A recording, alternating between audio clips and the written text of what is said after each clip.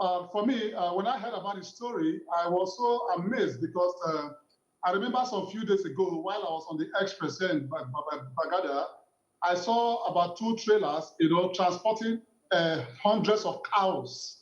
And I knew how voluminous those cows were in the trailer. Now, we're talking about 300 human beings, 300 people.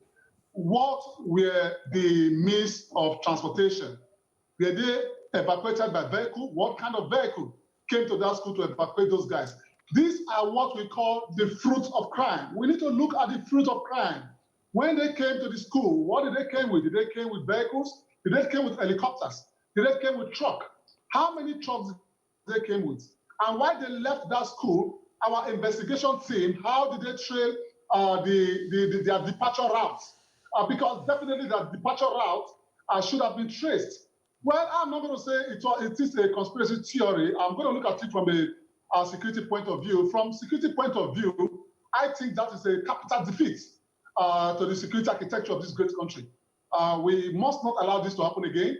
If people think it's a stage game, I think we must not gamble with human lives for power. We must not gamble with human lives for our position or to achieve a kind of praise. What went wrong in Kankara is a disgrace to our national security. What went wrong in Kankara is a disgrace to our country. What went wrong in Kankara is a disgrace. Osaje, when you say it's a disgrace, my worry is, agreed, the abduction was a disgrace. But don't you think, I'm choosing my word, whether I should call it rescue or release, it's more of commendation for the military where we had no collateral damage, when we had no casualty of any form. These boys came back smiling and happy. Don't you think they should get some kudos? Okay, Kayode, when I watched the video clip of these guys, and students that were abducted some few days ago in secondary school, I school in the north, Kayode. I school in Sokoto State. All my life, I was born and brought up in the north. I know the kind of uniform we put on in the north. I had expected to see 70 to 80% of them with their uniforms. But what I saw, I'm seeing some of them with some private dresses, a mufti, as it may be, and some of them were just looking somewhat tattered. And something came into my mindset. I was thinking that, was it that because of international disgrace, some group of people or our leaders just went and catch up some Almajiri to come and present them? Because I had expected to see these students coming up with their school uniforms. Are you with me, Kayode? So those are scientific evidence. Those are evidence that we need to look at.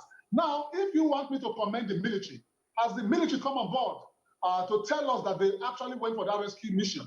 Now, if the military went for that rescue mission, have they played any clips to us how they went on that rescue mission?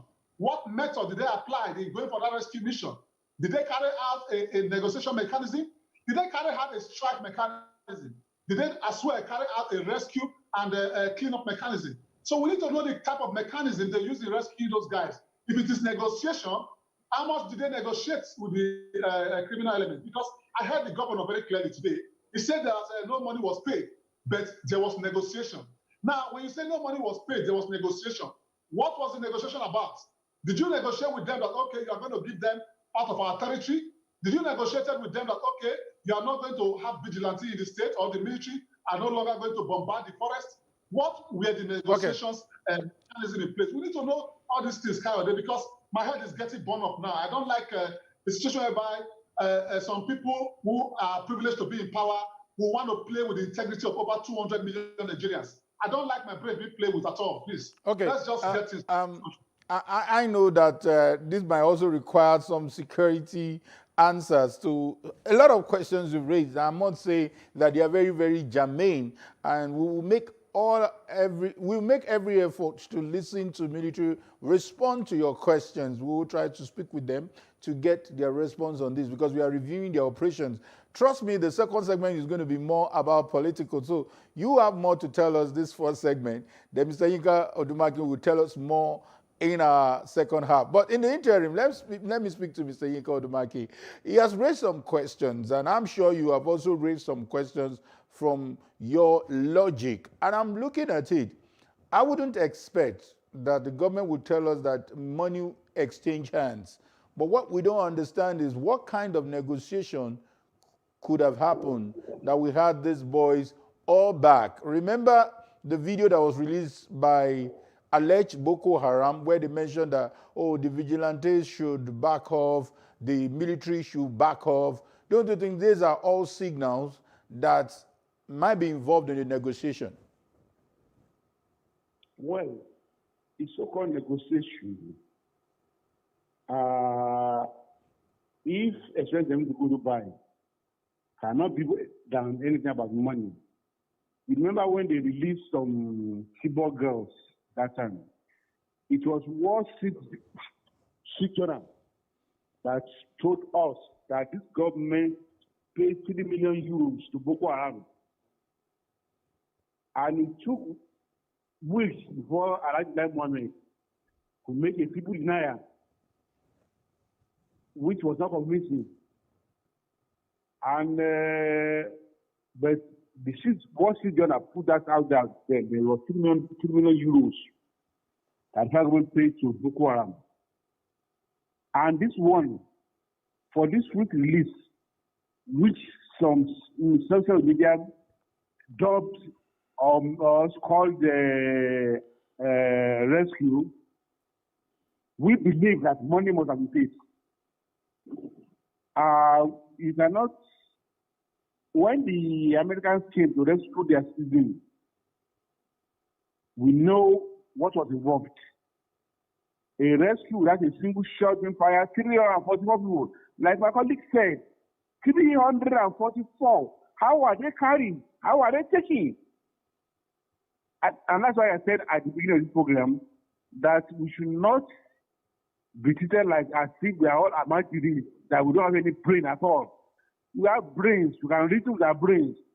We know this is the specialty of malady in Nigeria, and that there is what's called here at the highest level, which is deception.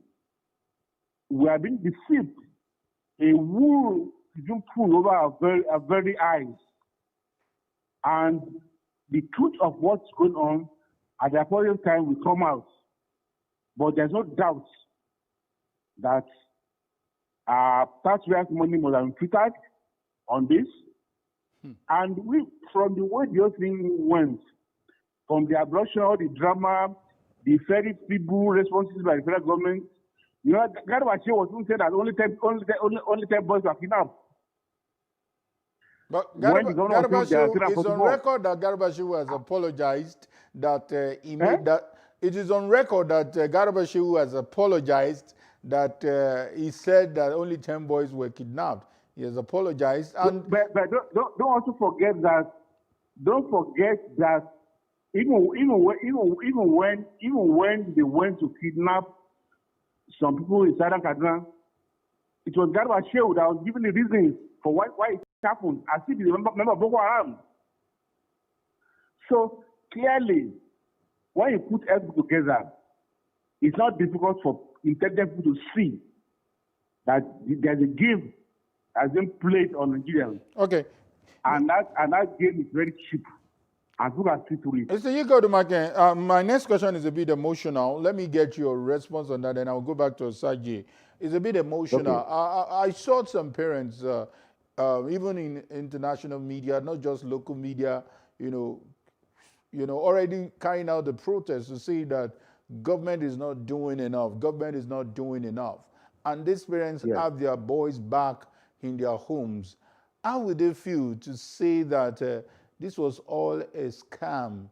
Don't you think, you remember the stories of Chibok girls, I keep referring to that. You said one was a tragedy and this one is a scam. Don't you think you're being selective in your analysis? Well, I'm not being selective at all. It's so clear that Nigerians were being scammed on a daily basis on these terror things, and it's legion. The main teller That's the facilitator of this negotiation. I mean, it's to me, like I said, like I said in the statement, it's idiocy in governance for a government to admit that is using Meitiala to negotiate. Meitiala is a terror group. They are using Meitiala to negotiate the release of the boys. That tells you all the game that's going on. Okay. And like human beings, we're happy for the boys who may have been used as to carry out this joke on Nigerians. Okay. These are without their knowledge. This is another. We're happy for them that their parents that they are back. Okay. I know this is another controversy you've put up, calling Mietiala a terror group. This, the last time I checked, they have not been declared a terror group. But we'll come back to that, trust me. But let me quickly get Serge's comment on your position, and let me get his reaction. Do you also think, like some would believe, that Mr. Yinka Odumake is speaking more like criticizing the government and not looking at things holistically? Dixon. Mr. Yinka has spoken his mind, and there's what we call perception management. Perception is an integral part of success. The way people, what people think about you, what people say about you matters a lot. And from the international community, what people say about Nigerians and Nigeria as a country really matters. What Yinka has stated very clearly is from his own point of view, and I will not, arrive at his own perception. I have my own different perception, and that's from security point of view. But he raised some technical questions, and that I will actually agree with him that on what authority or what basis, as a federation, that Mietiala has a sole responsibility to go for a rescue mission on the citizens of Nigeria. I am not from the Republic of Mietiala. I am from the Federal Republic of Nigeria, and kidnapping is a national case, and it has to be treated with national security forces. If the Nigerian government projected Mietiala to go after these guys, I really don't understand what they are trying to achieve. Okay. That is going to be an operational error, and it's really going to be condemnable and really going to call for international scrutiny.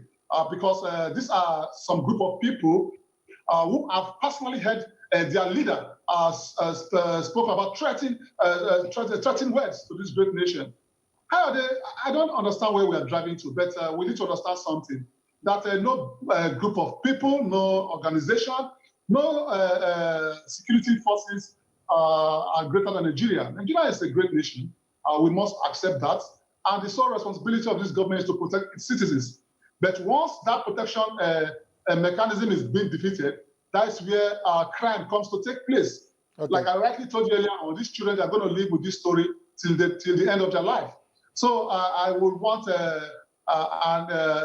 some investigation bodies to come and investigate the role of Mietiala. If they actually play the role, then I would not say congratulations. I would want to know on what authority or on what constitutional back is do they have to go into the rescue mission with this bandits. Dixon, trust me, the second time, I don't know whether you have much to say, but we'll quickly go to the streets now. We spoke to some Nigerians who expressed their opinion on this controversial rescue, or you call it release. Let's take a listen.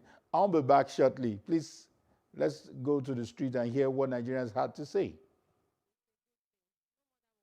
To have the child being kidnapped, when you give birth to your child, for giving birth to a child, carrying the child for 9 months, and then at the end of the day, they just say the baby or the boy is no more or something like that. So every mother will be so happy to see the child back again. I feel good about it, in the sense that we are talking about children. We all have our kids. If we don't see our kids, we'll be worried. I'm not care about what they did to get them, but thank God the children are back to their parents. For me, I feel the fact that the guys are back to their parents' houses is just the best, because at this season, I can't imagine any parents crying over the fact that my child is missing. The rescue of the boys so far from this, I don't see much about it because I know the Nigerian people. Even after this one, another one will soon come. They will just say that they don't kidnap another people. But this one, a film trick. They should stop deceiving us. It's tricky, but then I like to see it as a plus for the government somehow because, I mean, people have been on the staged it kind of conversation, but then it was the same thing with Good Luck. People said they staged the Chibok thing, so I just want to see it as the government responding to a security threat in the country, and yeah, I like to give them credit to an extent for that. I don't want to see it as political. Okay, these are Nigerians expressing divergent views, and I want to believe that the two guests I have also took time to listen to them. Mr. Yinka Odumaki, if you're still there, I don't know whether you listened to what Nigerians had to say. They seem to be unanimous, except for one or two who felt, what's the guarantee that we are not going to have another episode in days to come? Well, you see, the situation where we're in Nigeria today now is so confusing that even for the best intelligent people, things can confuse you. But you can see that the emotional response is there, or that about parents losing children and having them back. Everybody will be happy about that. But for those who can think outside the box, to ask critical questions at this stage,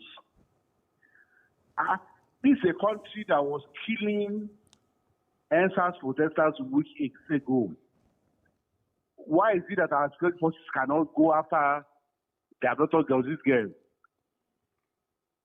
There's some connections that we may not understand, that we may not know.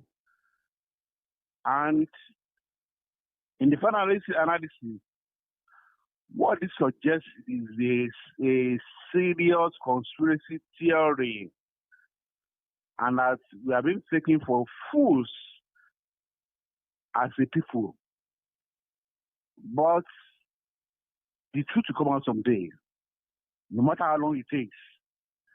But the way things are happening, the speedy way at which these events are unfolding clearly show that there have been a lot of dramas and packed into this, and that we are deeply emotional people. Oh, we'll be happy. Oh, the boys are back and the rest. But how did they come back? When they said come now, Governor Masari, who is my friend, was asked, who are the people who kidnapped this boy? Well, who is them? He said, I will have to ask a third party. That tells you a lot. Okay, I will come back to you. There is something I would like to seek clarity on, but let me ask Dixon first. Please, I would like to put it into perspective. If you watch the video released earlier yesterday, before we now heard the news of a release, a rescue. I'm still confused about the right word to use as we seek more answers. Now, it was more of the vigilantes. It was more of let the vigilantes stay away from them. And these vigilantes are more of the houses. And the Miyetti Allah has to do with the Fulani. So we are looking at a situation where it was more of the prevalent situation in Northwest and not necessarily the Boko Haram fight in the Northeast. So don't you think Miyetti Allah has a bigger stake to come to this rescue? Because I remember a lot of Nigerians are saying, whichever way, however this rescue will be done, the government should explore all avenues. Isn't that the case? Dixon. Is it my question? Yes, sir. It is your question. If you ask me, Mr. Kayode, you see, we need to understand something very clearly. Who are Miyetti Allah? Are they security agents? Are they constitutionally recognized as a security agent? Are they private security guards? Who are they? I need to understand that, first of all. Now, Are you yes, asking when me? it comes to rescue mission, Kayode, I have told you earlier on, when it comes to a case of kidnapping, it becomes a national matter, not an individual matter, not a private matter. When it comes to security issues, it becomes a national issue. And when it's a national issue, it has to deal with the national forces. That is how it is done all over the world. You can't give national issues to private security agents to go and curtail with this criminal element. Now, if Miyetti Allah were actually sent or played a big role to rescue these guys, now with what arms and ammunition do they use to rescue these guys? Is it with Kalashnikov? Is it with small and medium arms? Now, if they are using arms to go and rescue these guys, who licensed those arms to Miyetti Allah? Who authorized those arms to Miyetti Allah? These are questions that are calling for answers, because we can't have a group of people that sometimes throw around words of threats to our national security, then having them to go and rescue these boys, except I am not aware that Miyetti Allah has been recognized and authorized by the Constitution of the Federal Republic of Nigeria to be a security line forces, which I am not aware. But if not, I think the operation is illegal, the operation is unprofessional, and the operation is uncalled for. We must be very careful in the people we project in going after kidnap cases, because you never can tell who is managing information. Okay, trust me, and this will also bring up the conversation, and I think I've also listened to you on the issue of vigilantes using the local security and solving this kind of problem. Now, while you are reviewing the operations of Miyetti Allah, don't you think, because as far as the parents are concerned, their children have been found, don't you think it's time we explore the Amotekun, give it more legality? It's time we explore some regional security parity to solve some of these local problems? I agree with you, Mr. Kayode, because when you look at the ethnography of Nigeria, Nigeria is a country sitting on about 923,000 square kilometers. And Nigeria is a country with over 371 tribes, over 500 languages, and over 250 ethnic groups. This is a brief ethnography of Nigeria, and we have our policing system being centralized. That is an intentional operational error. I agree with you, Amotekun and other regional security forces needs to be activated with immediate alacrity, because the national forces, I am so sure, not that they're not competent, because there's a difference between competency, capability, and political will, and manpower. The manpower is not there to govern Nigeria in a centralized system of policing. We need to decentralize the policing system, and if Miyetti Allah played a very good role to go and rescue these ladies, these beautiful, great leaders of Nigerians that were captured some few days back, that tells you that the Amotekun will perform greatly in the Southwest and other regional forces, and they should be legalized. That is going to really mitigate the state of insecurity. Okay, Mr. Yinka Odumake, I'm sure this is your forte, but should there be a bit of concern about how we endorse this regional security arrangement? You also saw what Amotekun did, was it in Ondo or Ekiti, one of these states, where they rescued a prominent person? No, you see, when we had the indigenous community policing, we know the impact it had. And because they are closer to the communities, they know the areas, they know the routes,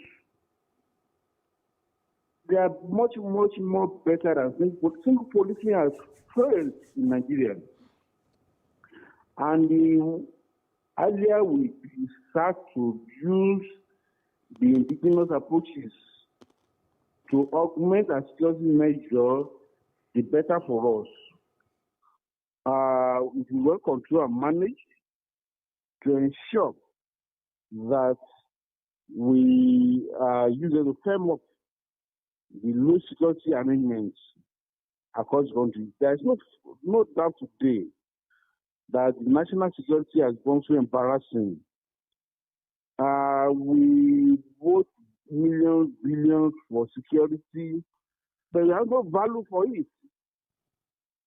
And to begin to create value, we must begin to see how we tap these available indigenous measures to bolster the security system.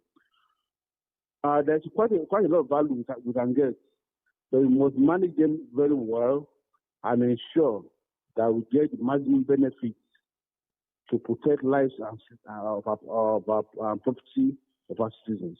Mr. Dumaki, one of the things against some of these security arrangement is the fear that politicians might curry these operatives in their favor for political gains. And while we are celebrating some of their heroic deeds, how do we ensure that the conversation can now continue about having regional security arrangements? Well, even or not, even for the federal policing now, is being abused left, right, and center. We should not, for fear of abuse, not the right thing. What we should do is to ensure that we put measures in place to prevent abuses, either federal police or local police, to ensure that they are not abused. Put those practical and effective measures that are necessary, not to say that because people are going to abuse, then we should not do what is right. That would be very wrong. Okay, because I'm looking at trying to justify some of the oppositions. I also look at the statement credited to Aisha Yesufu, who said that why should it be Miyetti Allah arranging this kind of thing? But some people will want to remind us about how the Chibok girls were negotiated in terms of, and equally the Dapchi girls, involving the Red Cross, involving some negotiators outside the shores of this country. So if we have a clue on how we can get solution to a problem, why don't we explore it? And wasn't that the case with the government? No, in the case of, like I told you earlier, Miyetti Allah has been recognized as the fourth terror group in Nigeria. So using a terror group is what we are talking about. It's not about using indigenous securities that we are against, but a terror group like Miyetti Allah, incorporating them into the security system by the government is warning, and it should give us warning. Yeah. That's I know that statement you insisted on. It's out there, but Nigerian government has not declared them a terror group. So, but Dixon, we're looking at solutions. I just gave an example of different way of negotiating. You remember the early days of Boko Haram? There was some kind of negotiation to have them reintegrated, to have them drop their weapons. You also remember the Niger Delta militants, how they even engaged their leaders. So as far as people are concerned, they are interested in solutions. So what's the lesson here for us in getting people who are abducted out? Kayode, the lesson here is for the federal government to be very careful in negotiation. Negotiation is a systematic game when it comes to national security. Here in Nigeria, at any given time, we want to negotiate.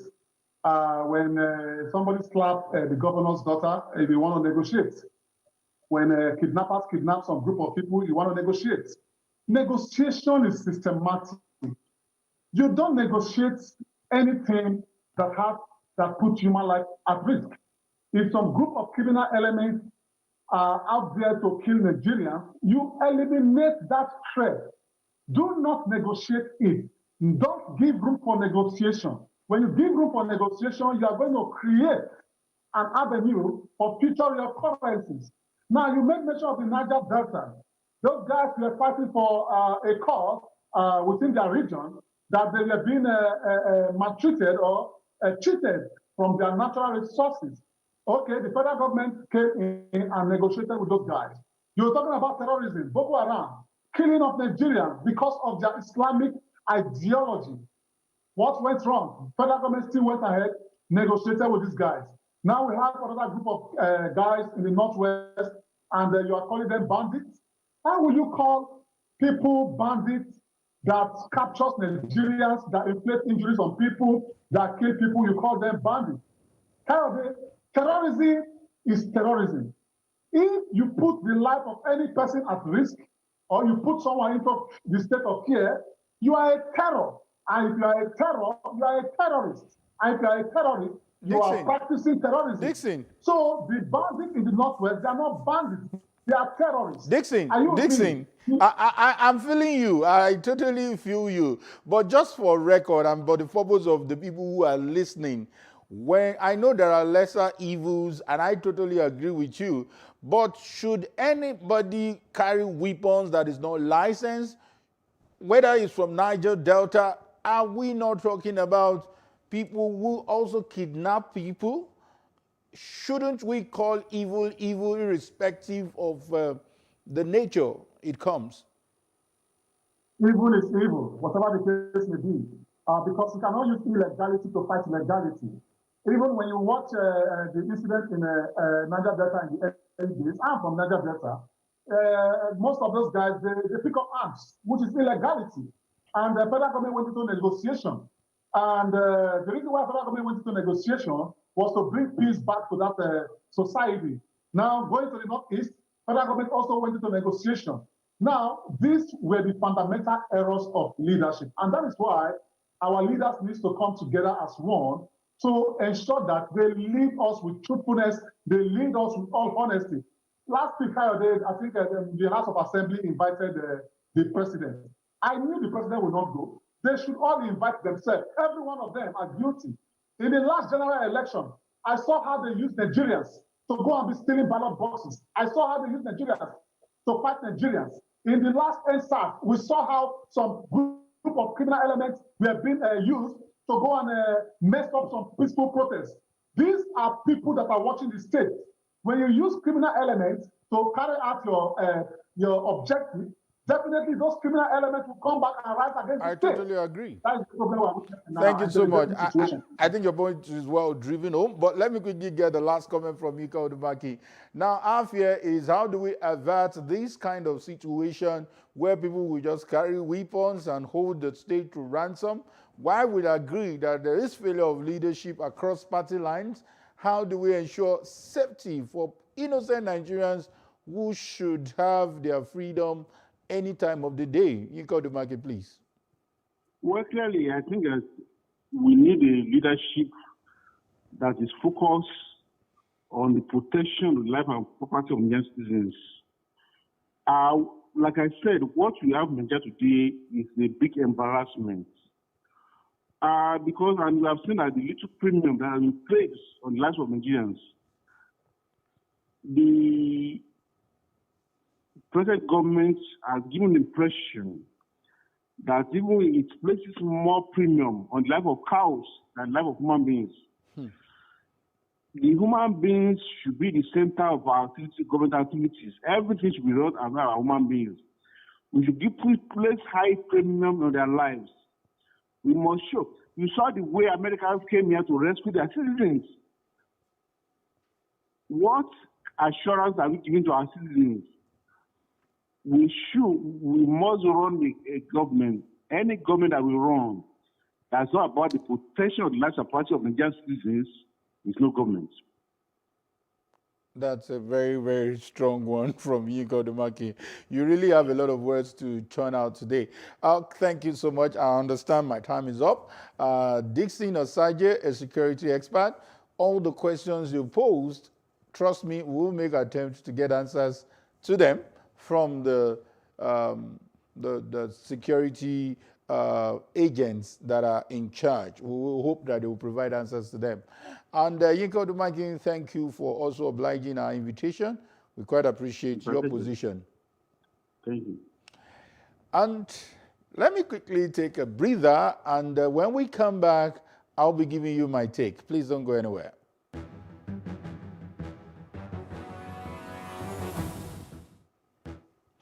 Quite a complex case, I must admit. Just like some of the respondents on Lagos roads, what matters to the parents is the safe return of the boys. For the critics, why was there no red flag when the students were in custody of the kidnappers? What was uniform in their agitation is the seeming slow response in the rescue mission. So I ask, why don't we give credit to a result, especially with video and pictures evidence? But if the critics insist it was stage managed and the government is culpable, it will not only be disappointing, it will be a symptom of a complete failed system. So I therefore advise that we shouldn't play politics with this rescue or release mission. However, our bigger worry is how do we avoid a reoccurrence in the future? I think that's a bigger issue we should stay on. And that's how far we can go on today's edition of Plus Politics. Plus Politics returns on Monday when we'll come up with another interesting package. Please stay safe, and it's time to say bye for now. I am Kayode Ladende.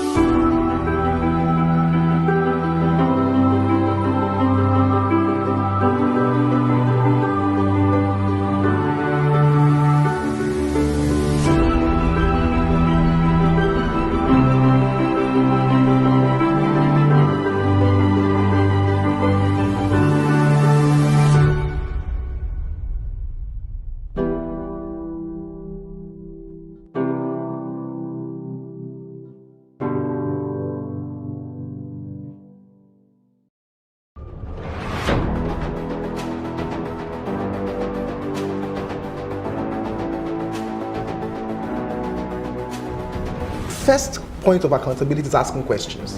Hello and welcome to Plus Sports and Plus TV Africa. I am Udoka Njoko. Hi everyone, welcome to Plus Trending.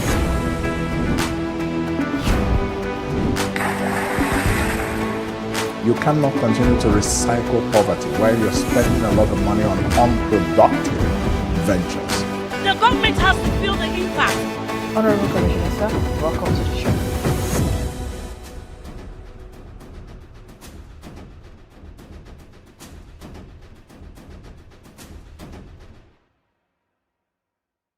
The Breakfast, dissecting and analyzing top stories in the news. The mess of 16 years cannot be clean. And so for 2 years, they also started adding mess to the mess. If the terrorists killed 100 people, that is probably not news.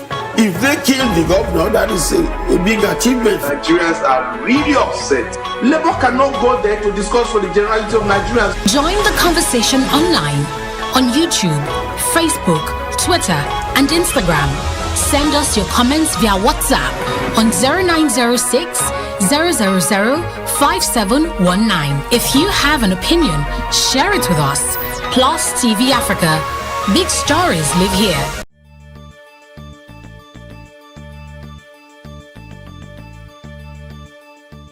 To an extent, the reading culture of Nigerians is not too good. A lot of people believe that every other thing is much more important than